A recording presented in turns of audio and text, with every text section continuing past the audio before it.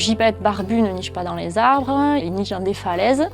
Son cycle reproductif, il va commencer à partir du mois d'octobre, là où il commence à repérer son territoire, et jusqu'à l'envol du jeune, donc on est au mois de juillet. C'est des conditions très extrêmes en fait pour élever un jeune.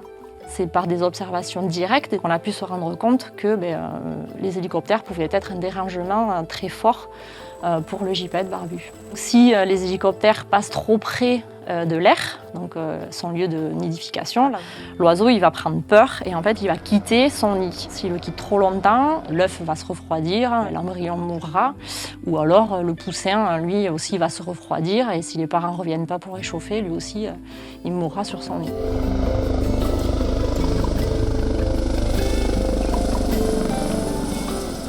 L'hélicoptère vient vraiment flirter avec le terrain, vient se poser en fonction de la mission ou vient réaliser du travail aérien très près des parois. Donc là, on vient forcément s'immiscer dans les zones d'intimité de ces espèces.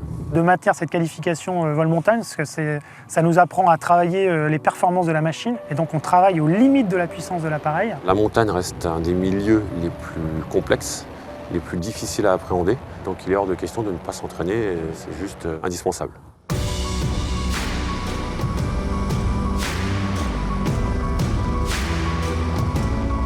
Le ministère des Armées est engagé depuis de nombreuses années dans la protection de la biodiversité.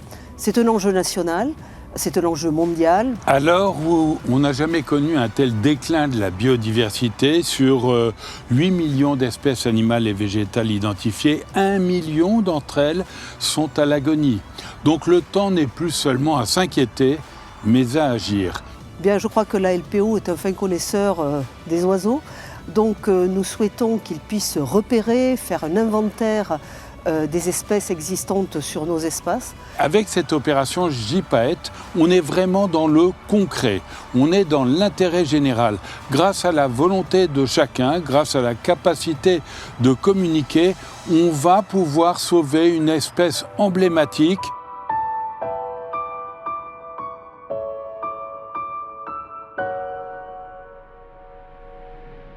Pour nous, équipage, la seule contrainte qu'on y trouve, c'est lors de la préparation des vols, puisqu'on est obligé d'éviter ces zones de nidification du gypaète barbu. Techniquement, on a l'information par la LPO à l'automne, en septembre-octobre, de toutes les zones de nidification possibles. On les reporte sur nos cartes, mais lors de la réalisation du vol, il n'y a pas de contrainte particulière, puisque c'est dans la préparation qu'on va éviter toutes ces zones. Et on arrive tous à cohabiter, que ce soit les espèces ou nous, aéronefs, sur les zones de montagne. C'est ça. Chaque année, il y a des nouveaux pilotes qui arrivent dans ces centres de formation. Et donc c'est pour ça que c'est important de faire la piqûre de rappel pour certains et pour d'autres, carrément de découvrir la problématique.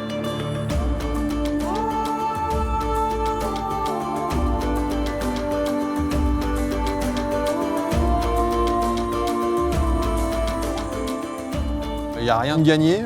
Il y a 30 ans, il y avait quasiment plus de gypaètes. Aujourd'hui, le nombre est croissant. Les armées sont là pour y contribuer. Le fait que l'armée soit engagée, ça permet aux compagnies privées de se dire bon, ben voilà, l'État le fait, l'armée le fait, nous, on ne peut pas ne pas le faire, quoi. Vous avez beaucoup de pilotes civils qui sont issus du militaire, donc qui participent effectivement à ce discours et à faire passer le message auprès des pilotes civils. Et donc c'est par le partage entre militaires et civils qu'on arrive effectivement à protéger encore mieux notre environnement.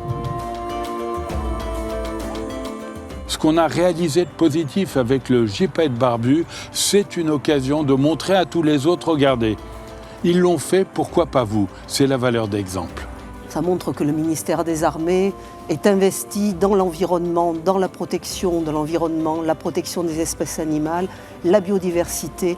Et c'est quand même important, peut-être inattendu par rapport à notre ministère, mais c'est un pan important de nos politiques.